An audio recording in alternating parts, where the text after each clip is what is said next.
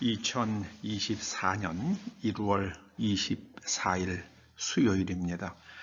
오늘 하나님께서 우리들을 사랑해 주셔서 주시는 말씀은 시편 120편 1절에서 7절까지의 말씀입니다.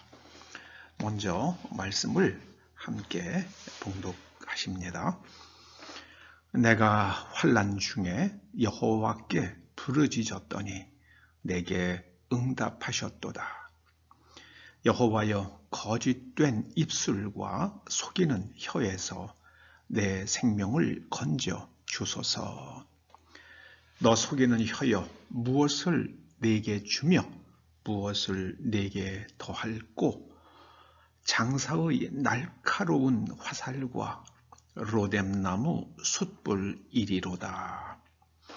메색에 머물며 게달의 장막 중에 머무는 것이 내게 화로다. 내가 화평을 미워하는 자들과 함께 오래 거주하였도다. 나는 화평을 원할지라도 내가 말할 때에 그들은 싸우려 하는도다.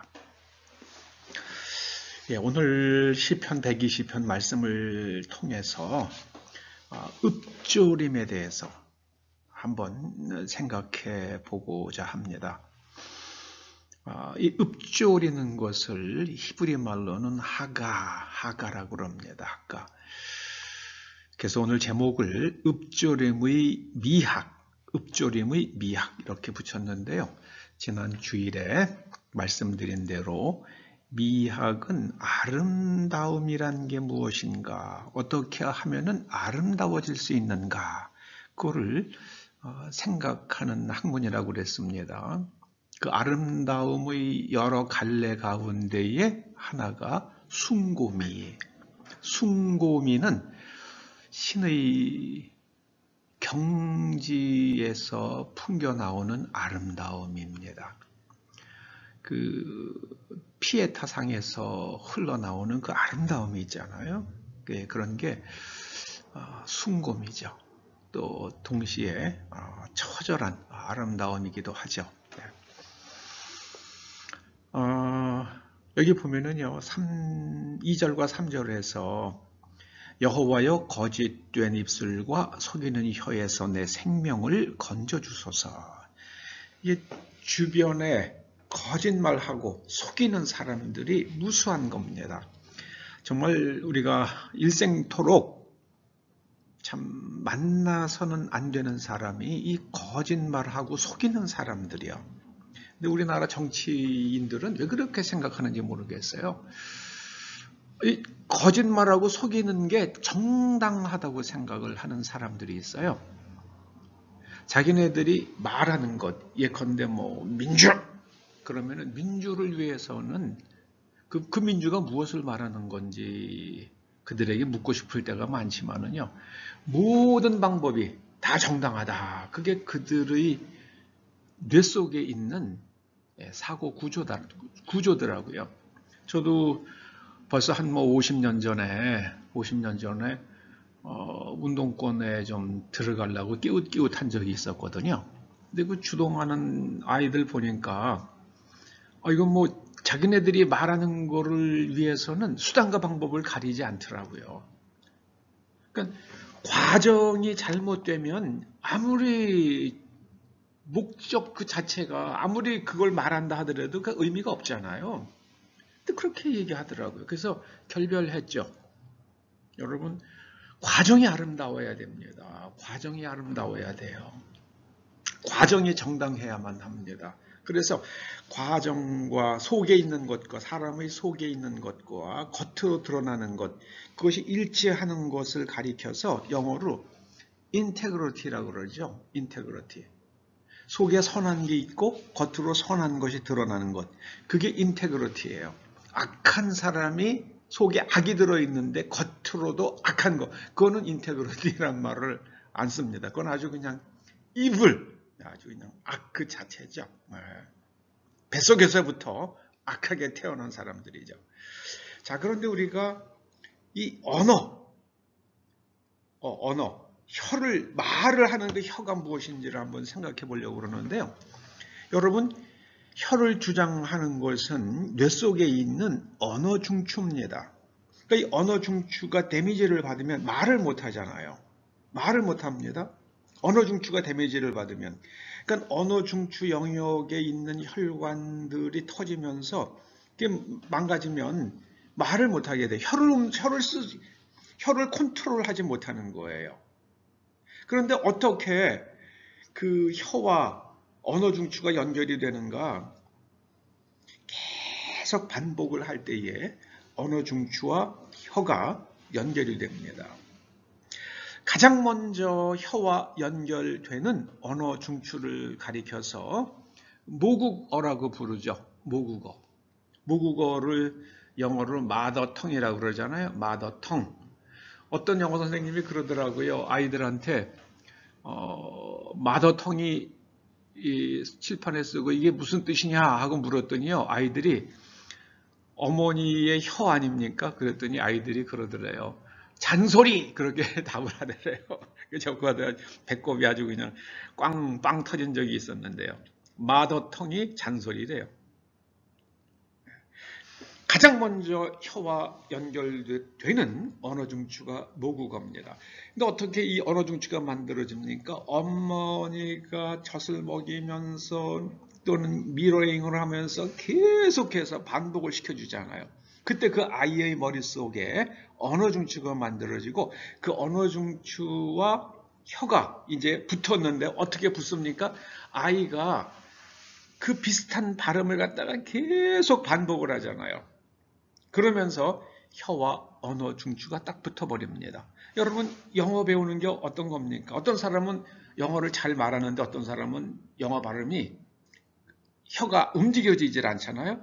그거는 뇌 속에 있는 새로운 언어의 언어 중추, 그것이 만들어졌는데 그게 혀와 딱 붙질 않았기 때문에 그런 거예요. 혀가 그 영어를 관장하는 언어 중추와 연결이 안 돼가지고 그 말을 잘 안 듣는 거예요.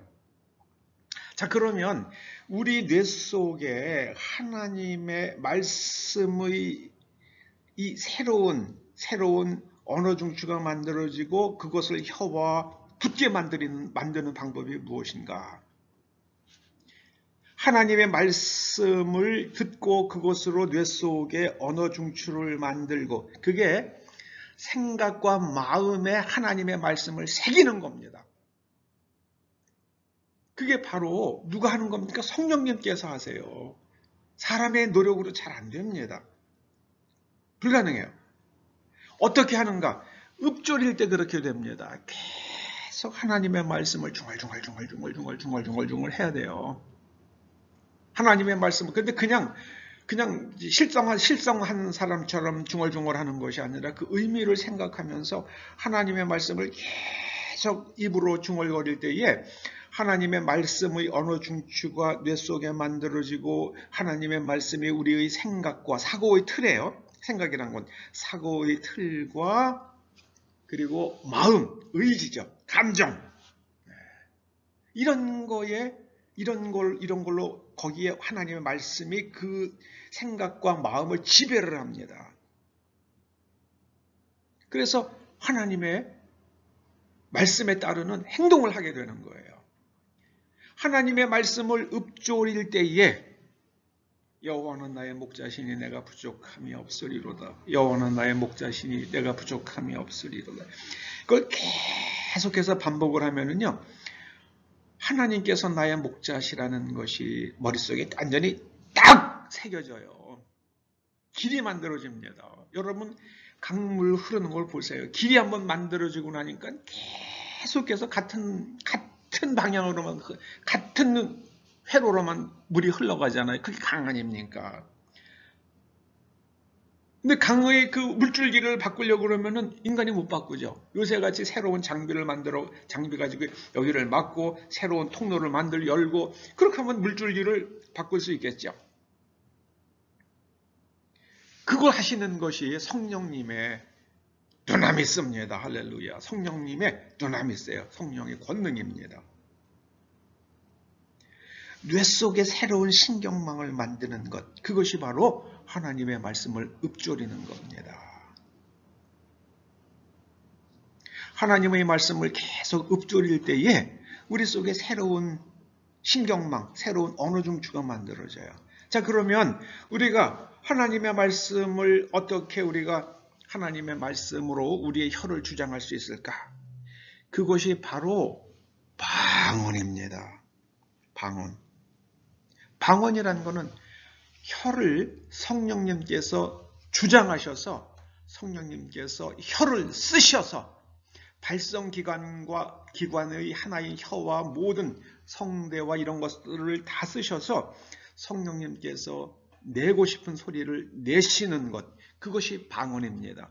그래서 방언으로 기도를 많이 할 때에 성령님께 우리의 뇌의 신경망이 성령님께 세팅이 되고요. 성령님에 의해서 세팅이 되고, 그리고 그 방언의 기도 소리를 들을 때에 우리 몸에 있는 그 병든 세포들이 새로운 생명으로 성령님을 통해서 우리에게 전달되는 하나님의 생명으로 완전히 재구조화됩니다.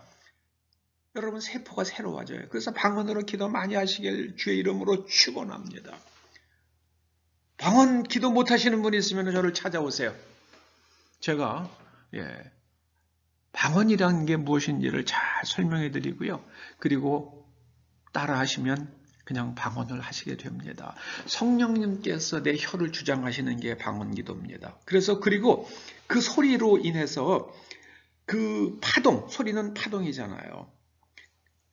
여러분, 가끔 가다가 돌 깨잖아요. 비뇨기과에 가면은, 요로결석 같은 걸 깨잖아요. 그거 뭐로 깹니까? 초음파로 깨잖아요. 초음파. 그것처럼 내 입에서 나오는 성령님께서 만들어내시는 내 발성기관으로 만들어내시는 그 소리가 내 속에 있는 병든 세포들을 제거하고요. 그리고 정상세포들의 메타볼리즘을 갖다가 확 올립니다. 근육이 강해지고요. 뼈가 튼튼해지고, 그리고 모든 몸이 새로워집니다. 믿으시기를 주의 이름으로 축원합니다. 이것이 성령님께서 우리가 모르는 언어로 읊조리게 만드시는 게 방언입니다.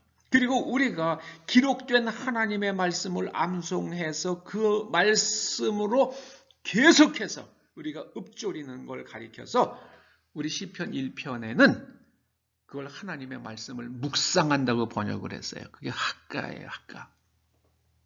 근데 사실은 주야로 묵상하는데 그걸 계속 주야로 묵상하는 거, 읊조리는 겁니다. 말씀을 읊조리는 거예요.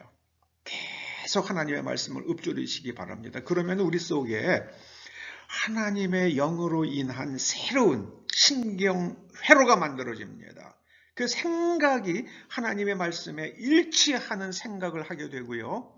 우리의 감정도 그렇고 우리의 의지도 그렇습니다. 그래서 하나님의 말씀대로 행동하게 됩니다. 그런데 이 시인의 주변에 있는 사람들은 전부 다가 거짓말해요. 속여요. 저는 대한민국 국민들 보면은요, 나는 속을 준비가 되어 있습니다 하는 것 같아요. 무슨 말을 하든 다 믿어요. 이렇게 답답할 수가 있어요. 분별력이 없잖아요. 우리 동네 사람이면 무조건 찍잖아요. 세상에 95% 득표율, 전 옛날에는요, 저 어렸을 때는 북한에서나 가능한 득표율이라고 생각했어요. 그렇게 배웠어요. 예전에는요, 1960년대, 70년대, 그때 대한민국의 득표율 95%가 어디 있었어요? 부산에서도요, 야당 40% 나왔고요, 여당 50% 나오고, 전라도에서도 그랬어요. 여당 50% 나오고, 야당 45% 나오고, 그것도 반대가 되기도 하고, 그게 정상이죠. 95%가 이게 말이 되는 겁니까? 이건 말이 안 되는 거예요. 뇌의 생각의 회로와 신경망이 이게 뭔가 한쪽으로 콱 치우쳐 있는 거예요. 속고 있는 거죠. 속고 있는 겁니다. 여러분, 정신 바짝 차리고 사시기 바랍니다. 하나님의 말씀을 읊조리세요. 외우세요. 그러면 여러분의 뇌신경 구조가 달라집니다. 혈관이 새로워지고 젊어질 수 있습니다. 방언으로 기도하세요. 온몸의 세포가 건강해질 수 있습니다. 기도하시죠. 아버지 하나님, 우리가 하나님의 말씀을 읊조림으로 하나님의 자녀의 레벨에 올라갈 수 있도록 기름 부어 주시옵소서. 성령님께서 오셔서 그 두나미스로 우리의 망가진 생각의 회로들을 고쳐주시고 하나님의 말씀을 우리의 생각과 마음에 새겨주셔서 하나님의 관점으로 생각하고 느끼고 해석하고 판단하고 행동할 수 있도록 이 대한민국 국민들 위에 성령을 부어 주시옵소서.